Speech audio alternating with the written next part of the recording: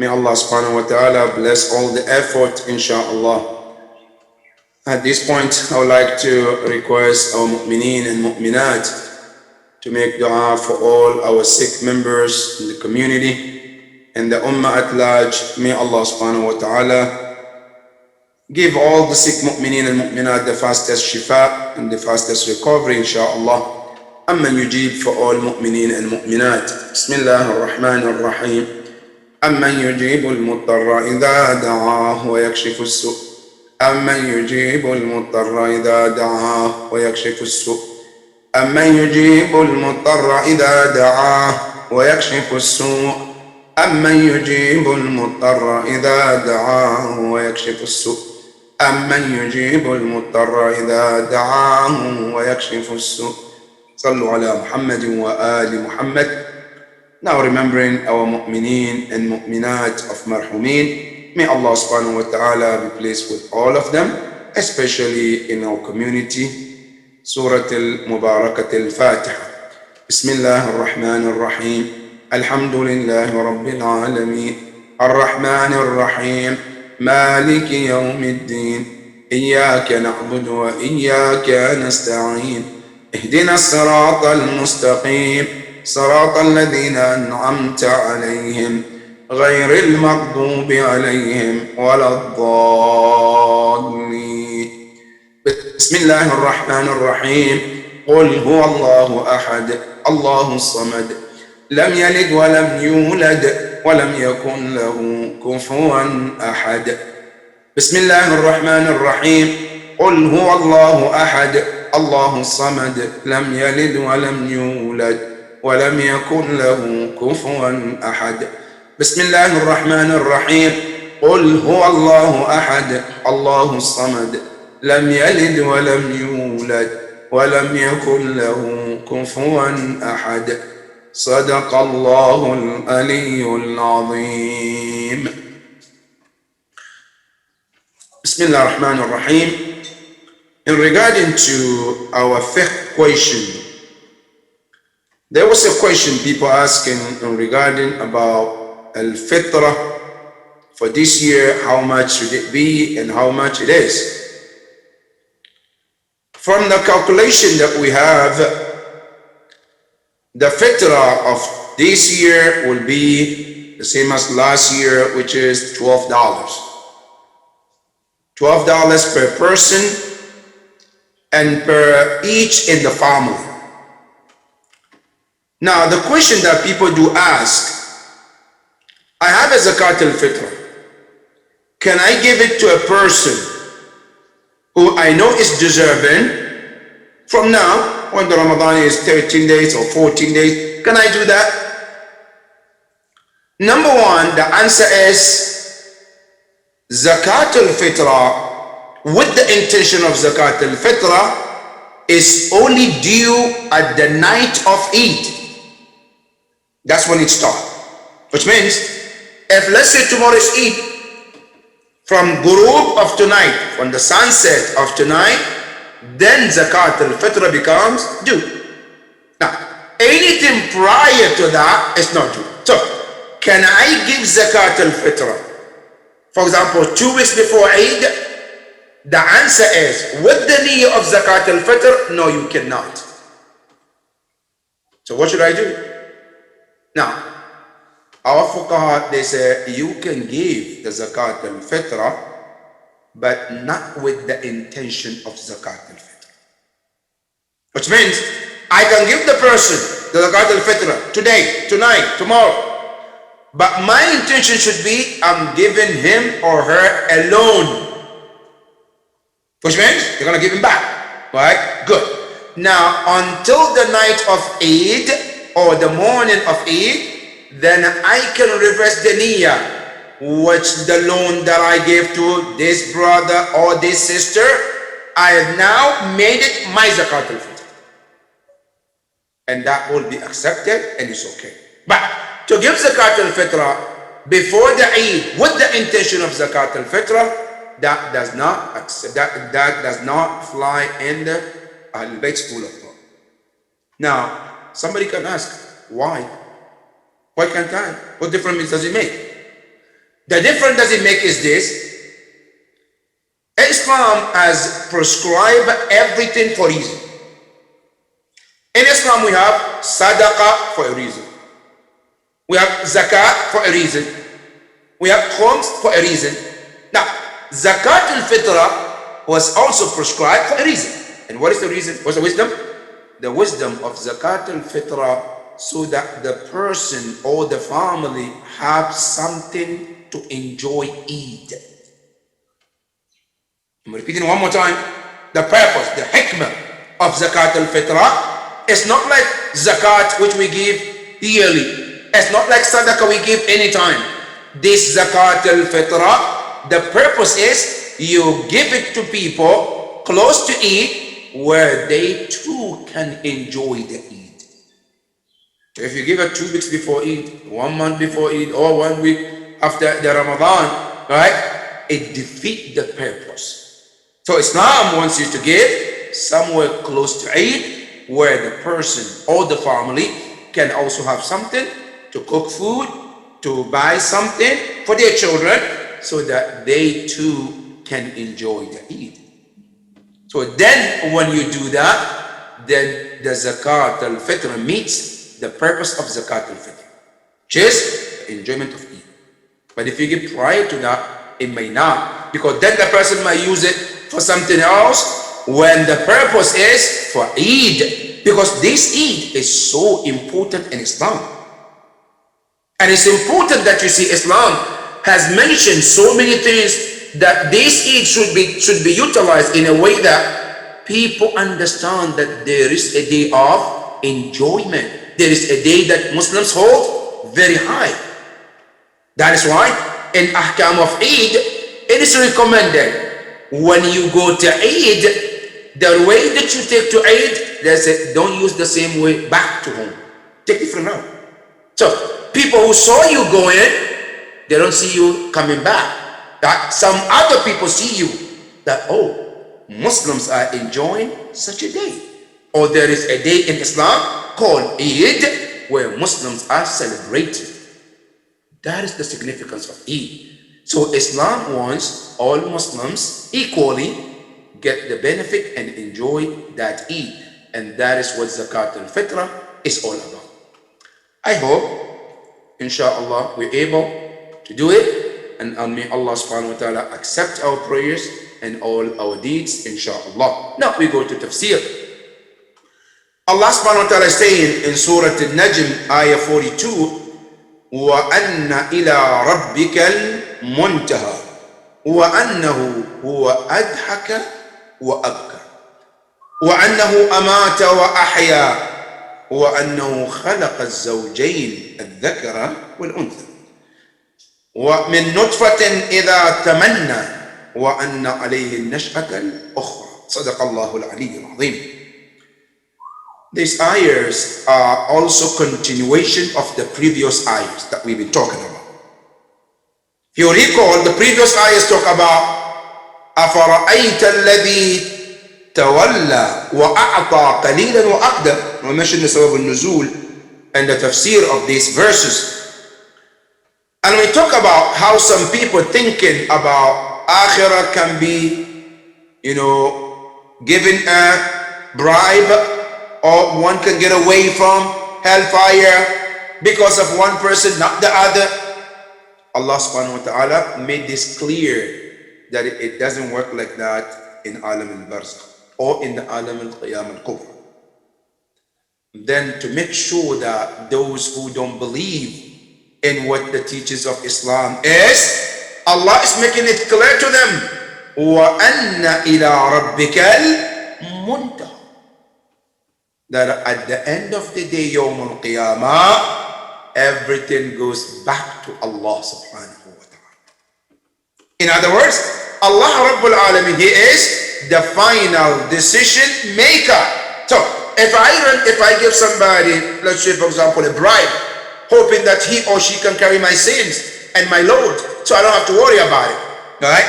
Like the Christians who think Prophet Isa alayhi salam came to this world and got killed and crucified so that he takes the burden of their sins, so they can do anything they want and they are off the hook and they're good to go. All they need to do is to accept Jesus as the Son of God and they're good. Some of us as a Muslims and the Shia also, with this misconception, we believe that believing in Ahlul Bayt alayhim salam is all you need. You don't have to worry about salat or fasting or hajj. As long as you carry the wilayah, there is no doubt that the wilayah is very important. But wilayah itself is not enough. Al-wilayatu ma'al-amal. Al-wilayah is one of the belief. You believe is one part of Islam. Then there is another part, right? Which is called usul and furu'. Usul is what you believe in your heart. Al-furu' is what you practice. So believing in wilayah and not practicing wilayah, that's not belief. So Allah subhanahu wa ta'ala is telling all of us, وَأَنَّا أَنَّا in Arabic is called حرف التأكيد or حرف التوكيد, which means the letter of emphasis.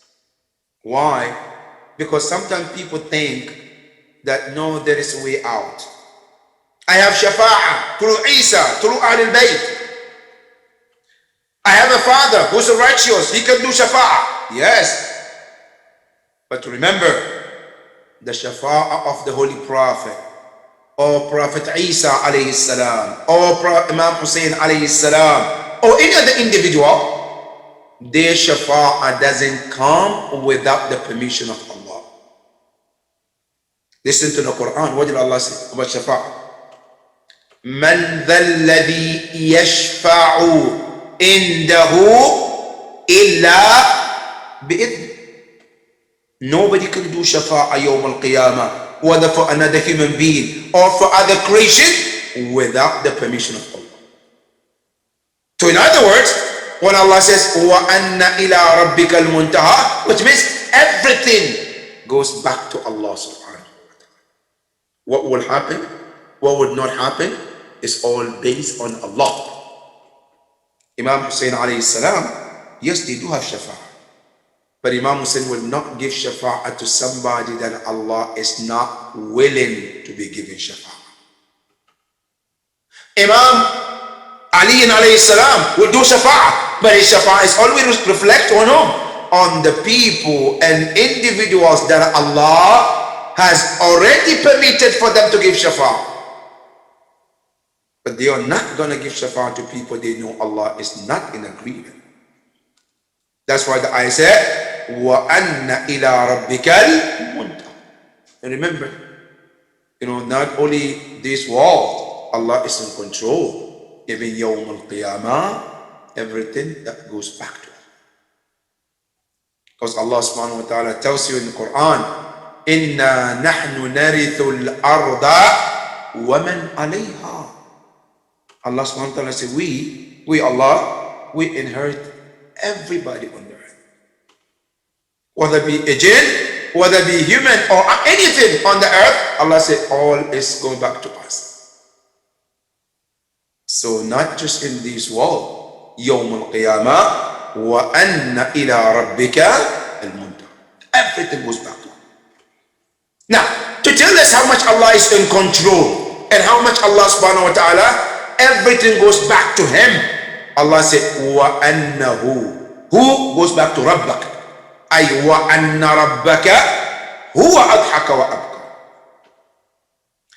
Now, in Arabic, when we say the word ad-dahik, bimana laugh, we have in Arabic what we call al-ibtisam, and then we have ad-dahik, and then we have al-qahqah. The three. All right. Now, al-ibtisam means to smile. Al-ibtisam, ibtasama means to smile.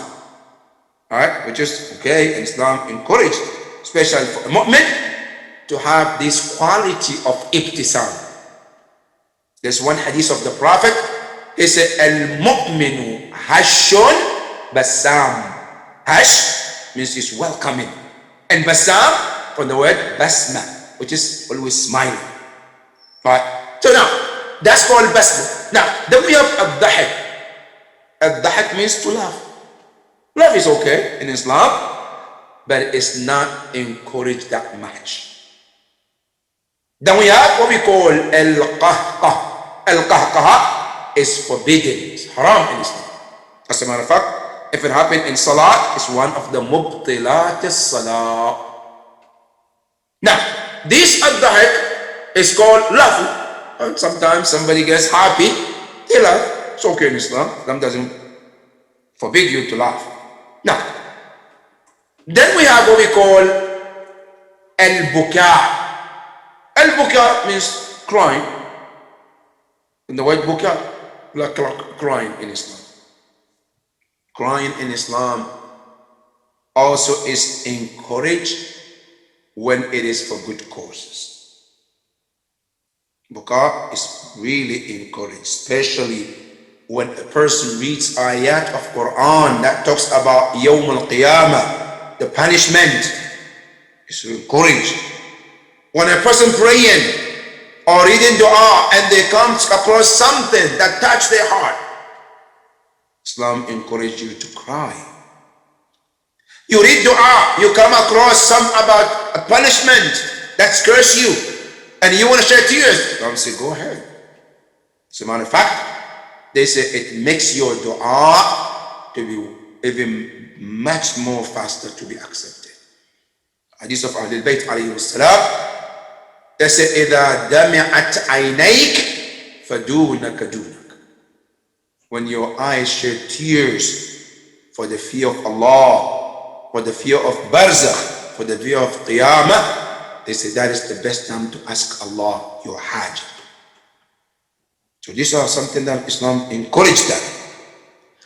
So what you call ad-dahak means to smile, and then we have also al-buka, which is crying. But what is amazing about this verse, Allah didn't say وَأَنَّهُ خَلَقَ الضَّحِكَ أو خَلَقَ الْبُكَاء. He said أَضْحَكَ.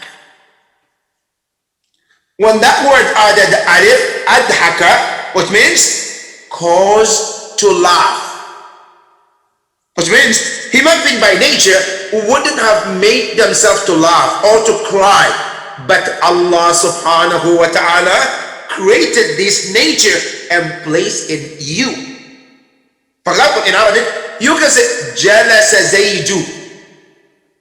Jalasa means Zayd sat. Now, how did he sit? Not Ali. Did he sit on his own? Did somebody made him to sit? It's not Ali. Called Jalasa Zayd. But when I said Ujlisa Zayd, right? Ujlis Zayd, which means Zayd was made to do what? To sit. Or I said Ajlastu Zayd, means I made him to say.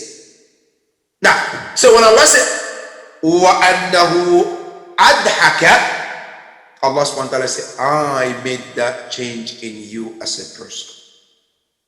You and I couldn't have laughed if we want to. But Allah subhanahu wa ta'ala, out of His rahmah, and we know the benefit of laughing in your life, how much it takes the stress off your shoulder. Human being goes through so much, and sometimes just a laugh gives you that relief.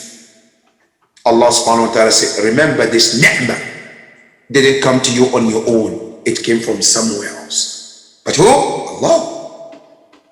That's why the ayah says, adhaka. He caused you to laugh. Wa abka. And cause you to cry.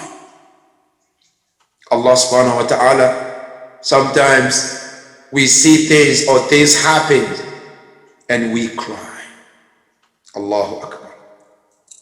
And you know there is different kinds of cry in Islam, and Quran mentions some of them. Sometimes there is a cry, what we call in English, crocodile tears. Right? Some people, they love to cry, they shed tears, even though it doesn't mean anything. Called crocodile tears. Right? Now see, Quran talks about it also. Where in Surah Yusuf? وَجَاءُوا أَبَاهُمْ أَشْاءً يَبْكُونَ. Allah said they came to their father, which is the brothers of Yusuf, yabkun, they were crying. But do you think that cry was the real cry? Of course not. What kind of cry was it? Crocodile tears. That is the moment. Then there is also what we call a tears, a person cries, but it's called the tears of joy. Allah subhanahu wa ta'ala bless you with something you never expect. Something good happened. You were never anticipating it. You didn't expect it's going to happen that soon or that time. And boom, Allah put it in front of you. And that feeling, that happiness causes you to cry. And that is called the tears of joy. The tears of happiness. Then there is another tear also, which comes a tear of fear. Tear of what? Fear of Allah subhanahu wa ta'ala. Allah subhanahu wa ta'ala says about his true servant, وَيَخِرُّونَ لِلْأَذْقَانِ سُجَّدًا وَيَبْكُونَ. Then Quran say, وَيَزِيدُهُمْ خُشُوعًا. They cry, right? وَيَخِرُّونَ لِلْأَذْقَانِ سُجَّدًا. They go to sajda. They show their humbleness. They show how much they are giving their humbleness in front of Allah, and they shed tears. Then Quran says those tears, it increased them what? The fear of Allah. وَيَزِيدُهُمْ خُشُوعًا. All of this is about cry. And sometimes there is a cry also for losing somebody dear to you. It's okay in Islam. Islam is not a very, very dry religion that tells you don't cry, don't show emotions, be as hard as you can. No. Islam wants you to show emotions when it's needed, and don't show these emotions when it's not necessary. When you lose somebody dear to you, Islam says show emotions. Rasulullah sallallahu alayhi wa emphasized on the mu'mineen to cry when it's necessary. And that is when they lost Hamza, his uncle. Rasulullah, he came to Medina and he saw people were crying for their deceased ones and their family, and didn't see anyone crying for Hamza. He said, Amma ammi Hamza fala bakiya lah. I haven't seen anybody crying for my uncle Hamza. Then he said, فَعَلَىٰ أَمِّي حَمْزَ فَلْتَبْكِ الْبَوَاكِ. Whoever wants to cry should do so. So crying is the sunnah of the Prophet, especially when you miss somebody or when you lose somebody. Now, not only that, sometimes you cry for missing somebody. Not that they're dead, they're still alive, but you miss them, you cry for that separation. There's nothing wrong with that. Prophet Yaqub alayhi salam, he did that for his son, Yusuf. Well, Yusuf alayhi salam, he was still alive, but Yaqub knew that, but because of that distance between a father and the son, Yaqub cried so much till he lost his eyes. Where his sons, they used to criticize Yaqub alayhi salam. They were saying to him, Wallahi tabqa tadhkur Yusuf hatta takuna harada aw takuna min al-halikin. Are you going to keep doing this? Remember Yusuf? Huh? But Quran tells us Yusuf, Yaqub alayhi salam, what does he say? He says, وَبْيَضَّتْ عَيْنَاهُ مِنَ الْحُزْنِ فَهُوَ كَظِيمٌ. Allah says his eyes shed tears, and his heart was filled with the grief, even though Yusuf was still alive. Prophet Muhammad sallallahu alayhi wa it is mentioned in history that when he lost his sons, Qasim, Tahir, Ibrahim, the Prophet did cry. And he said, تَدْمُعُ الْعَيْنِ, the eyes shed tears. وَيَحْزَنُ الْقَلْبِ, and the heart is grieving. وَلَا نَقُولُ مَا يُسْخِطُ الرَّبِّ. But we are not going to say things to displease Allah. Which means we're crying, we're disheartened, we're sad, but we still are not going to say something out of the line. So Allah subhanahu wa ta'ala tells you in here that this laughing and this crying is all created by Allah. Now some of us read, they said this tafsir of adhaka wa abka is something different. What is it? They say adhaka wa abka is coming to tell human beings that life has ups and downs. It's not literally laughing or crying. No, that's not what it means. When the ayah says, وَأَنَّ إِلَىٰ رَبِّكَ الْمُنْتَهَى, remember, وَأَنَّهُ هُوَ أَضْحَكَ وَأَبْكَى, which means your Lord created things in this life. Sometimes things go north and you're happy. Sometimes it goes south and you're down.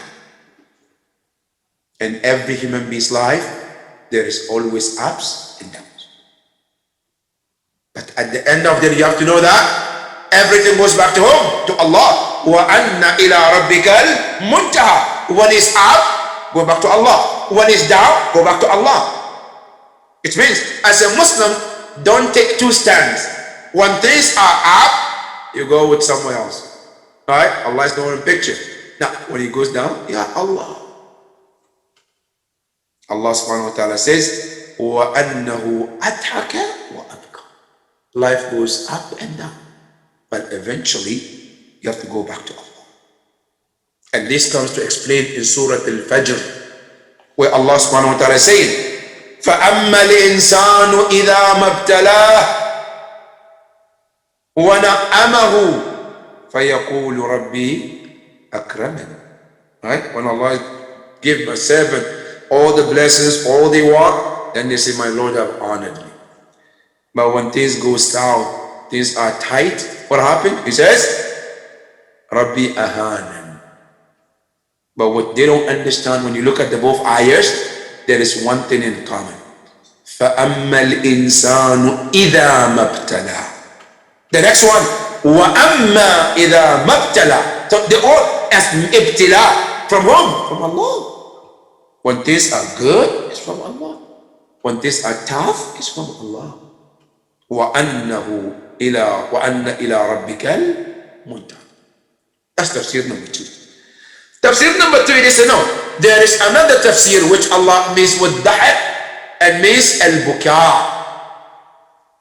They said, al-dahak here, it means dahku sama, when the heavens smile. Now how does this heaven smile? They say it's kinaya anil matar. When the rain comes down, right? Allah opens the heavens. It's like wow, smiling. Now, then also what happens when he says wa abka al-buka, buka al-ard. What is the buka? When the earth cracks down to bring those plants or those seeds out as a fruit for you and the fruit for you.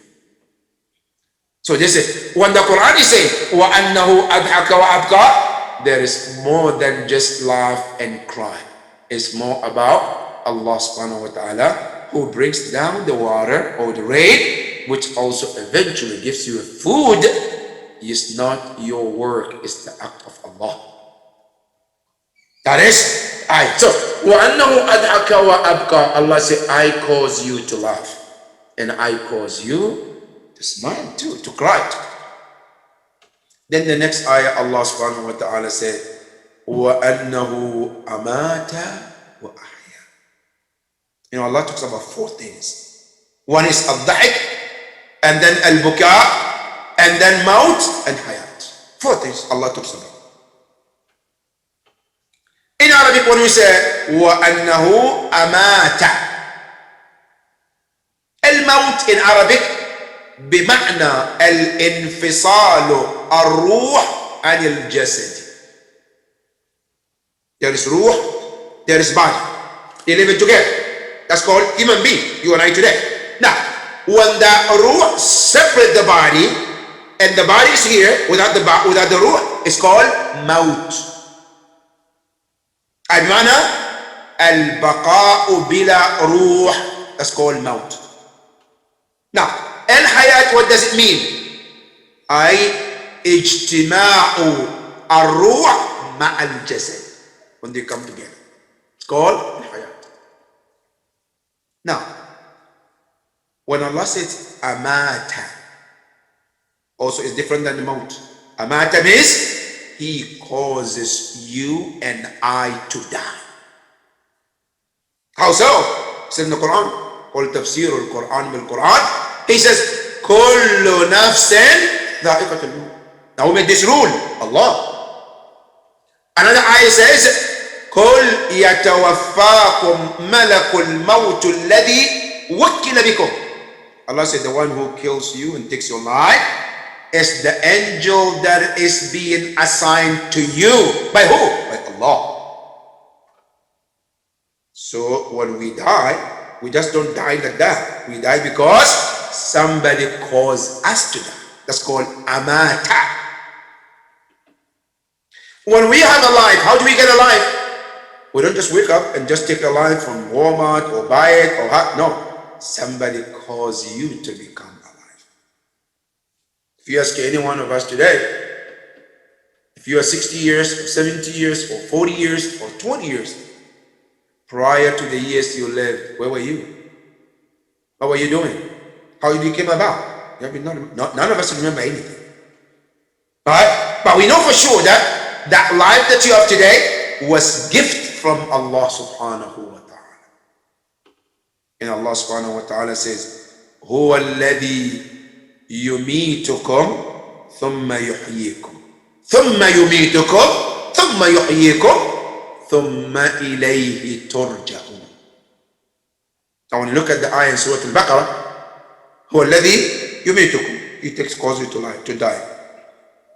There was a point of life, a point of time, you don't have a life. You're mayyit, nothing ruh, no ruh inside you. Right? Then He said, فَأَحْيَاكُمْ. Then He caused the life to come into you. Then the life and the body, the ruh and the body are united for certain years of time. Then again, He causes the life to come. Alright? Allah subhanahu wa ta'ala tells you in the Quran, He says, الله يتوفى الأنفس حين موتها والتي لم تمت في منامها فيمسك التي قضى عليها الموت ويرسل الأخرى إلى أجل مسمى. Allah subhanahu wa ta'ala said, we cause you to go to sleep.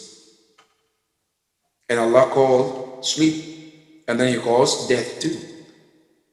If you want to give practical example of death, it's like there is an older brother and the younger brother. The death, al-maut is called older brother. The younger brother is called al-nawm. So when we sleep, we're dead. But which one? Younger death. Right? Now, when we die, that's the longer, the older one. Right?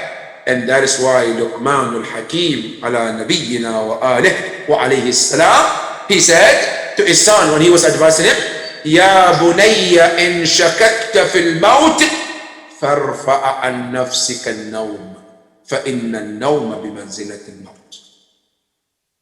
Luqman, really Hakim.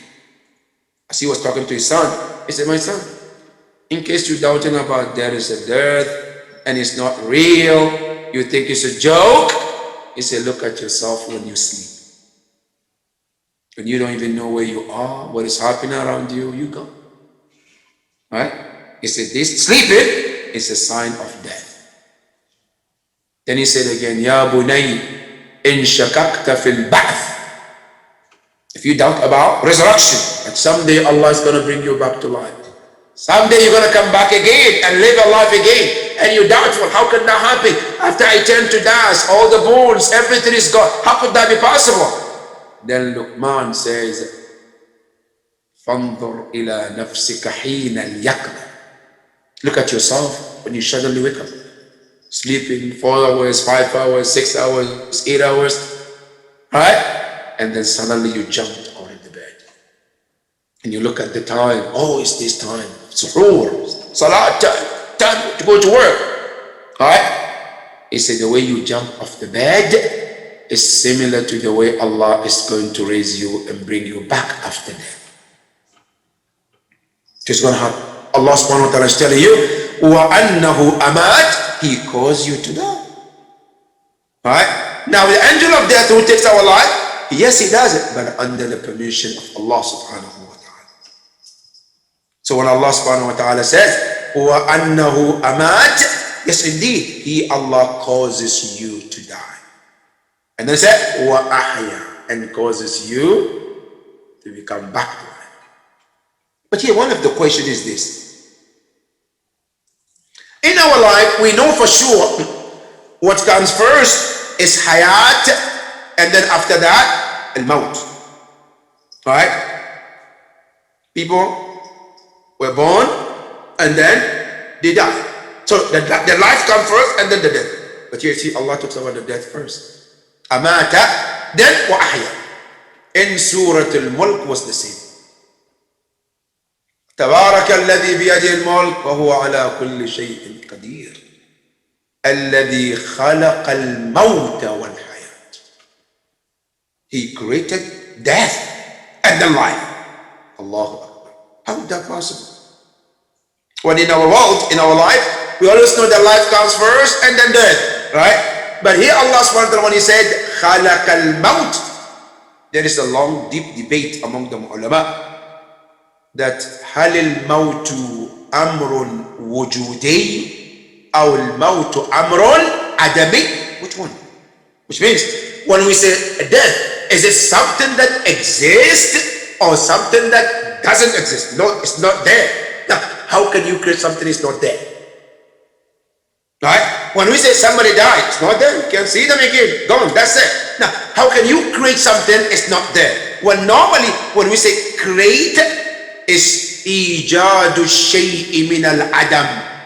Something was not there, you cause it to come to existence. You create it. That's called khalq. Now, when death is non-existence, but still Allah says khalaq, He created. Is that real? How can it be? Yes, death was created too. Binas al-Quran. خلق الموت. There was upon a time where there was no death, and then Allah created death. And this death from the Quranic perspective and the death in our perspective is two different things.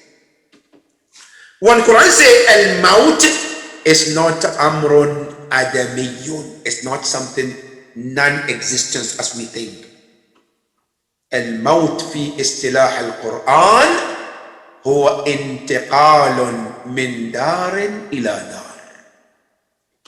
Meaning is moving from one world to another world. That's what it is. So it's not Adam, which means non-existence. No. They exist, but where? In different world. Now, all of those who pass away today, or from the time of Adam alayhi salam, you and I will think, oh, they don't exist anymore. No, they do exist, but where? Not in alam al-maddiyat, not the world of senses, where you can touch them and feel them. But they exist. Now listen to the Quran when he talks about shuhada. وَلَا تَحْسَبَنَّ الَّذِينَ قُتِلُوا فِي سَبِيلِ اللَّهِ أَمْوَاتًا بَلْ أَحْيَاءً. Let's see, they still exist. They're living. Right? Not only they live it, I said yurzaqun, they get in their sustenance the way you and I get our sustenance in this world. Right? Not only that, farihin, be happy bima atahum Allah min fadli wa yastabshiruna billadhina lam yalhaqu bihim. Allah subhanahu wa ta'ala said there is so much happening in that world too, but we don't see it. We can't see it, we can feel it. But it's another world. So when we say the word al-maut in the logic of Quran, it's not amrun adami. It doesn't mean non-existence. That's why hadith, it says, Ya bani Adam, ما خلقتم للفناء وإنما خلقتم للبقاء. We are not created to become non-existence at some point of life. Allah created us so we exist forever. As long as you got created, you have a long life to go. Guess what it is? You get to change from one world to another world, from one location to another. But you can see, when we started in the world that we can remember, it's world of what called Alamul Arham. That's when we were conceived. We lived there, many of us for 9 months, and for a few days, some more, some less, right? And then we changed the world. That world was completely different. Then you came to this world, and you live here for another few years, and then you go back to another world. You go to another world, and that's what it is. So, al-maut بمعنى انتقال من دار إلى دار. You're changing from one world to another. So, when Allah said khalaq, yes, maut is khalqa. Allah created it, it exists. As a matter of fact, some of the narrations said, إذا جاءت القيامة, the day of Qiyamah comes, وأدخل أهل النار النار, وأدخل أهل الجنة الجنة. When decision is made, people of hellfire get to the fire, people of heaven goes to the heaven. فَيُنَادِي مُنَادٍ مِّنْ عِنْدِ اللَّهِ. Then a one call comes from Allah. And what was the call? Calls about death. Ya ayyuhal maut. Then the death comes. فَيَأْمُرُ اللَّهِ. Then Allah orders the angel to slaughter the death. So there is no longer will be death. It's only going to be only one life, and that's it. And that is why you see in Surah Al-A'la, when Allah subhanahu wa ta'ala talks about the people of hellfire, He said, ثُمَّ لَا يَمُوتُ فِيهَا وَلَا يَحْيَا. لَا يَمُوتُ, لَا مَوْتُ. Death is already done, that's it. لَا يَحْيَا, not mean that it doesn't live, he lives. But not the hayatan tayyiba, not the life that everybody is expecting. But death, no more. That's it.